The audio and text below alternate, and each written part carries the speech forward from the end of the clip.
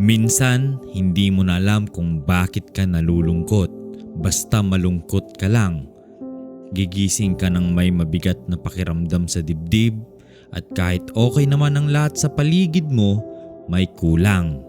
Ngayon, pag-usapan natin kung ano ang ginawa ni David sa eksaktong parehong pakiramdam.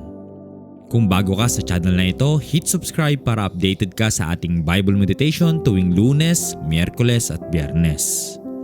Pakinggan natin ang Psalm 42 verse 11. Bakit ka nalulungkot o aking kaluluwa? At bakit ka nababagabag sa loob ko? Umasa ka sa Diyos sapagkat pupurihin ko pa rin siya, ang kaligtasan ng aking muka at ang aking Diyos. Napansin mo ba? Kinakausap ni David ang kanyang sariling kaluluwa. Tinatanong niya ang sarili niya, bakit ka nalulungkot? At pagkatapos, sinasagot niya ang kanyang sarili, umasa ka sa Diyos. Ibig sabihin, kahit hindi niya nararamdaman ang pag-asa, pinipili niyang umasa. Ang Psalm 42 ay isa sa pinaka-honest na mga awit sa buong Biblia. Hindi nagpapanggap si David na okay siya. Hindi niya tinatago ang kanyang kalungkutan. Sinasabi niya ng diretso, malungkot ako, nababagabag ako, hindi ko kaya. At iyon mismo ang maganda sa talatang ito. Pinahihintulutan tayo ng Diyos na maging honest sa Kanya. Hindi niya kailangan ng laging masayang panalangin. Tinatanggap niya tayo kahit malungkot, kahit confused, kahit hindi natin alam kung bakit. Pero pansinin mo, kahit malungkot si David, hindi siya tumigil. Kinausap pa rin niya ang Diyos at sa gitna ng kanyang kalungkutan, may pinili siyang gawin, umasa.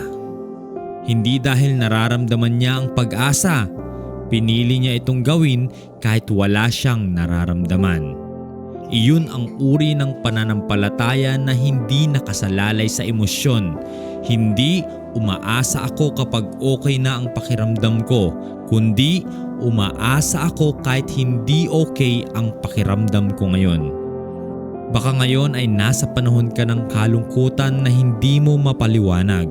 Hindi mo alam kung saan nanggagaling. Hindi mo alam kung kailan matatapos. Pero tulad ni David, pwede kang pumili ngayon. Pumili kang kausapin ng Diyos kahit malungkot ka. Pumili kang umasa kahit hindi mo pa nakikita ang dahilan para umasa.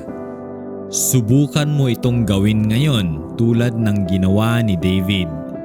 Kausapin mo ang iyong sariling puso. Tanungin mo ang iyong sarili, bakit ako nalulungkot?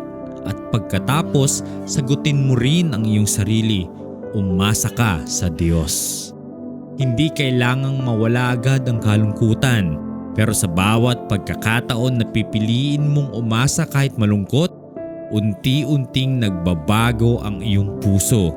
At ang Diyos na nakakakita sa iyong kalungkutan, nandoon siya, mas malapit kaysa sa naiisip mo. Manalangin tayo.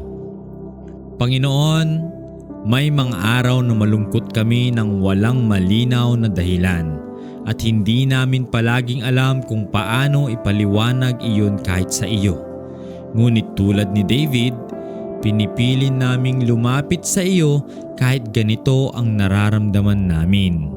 Umasa kami sa iyo hindi dahil okay ang lahat, kundi dahil ikaw ang aming Diyos. Sa pangalan ni Jesus, Amen.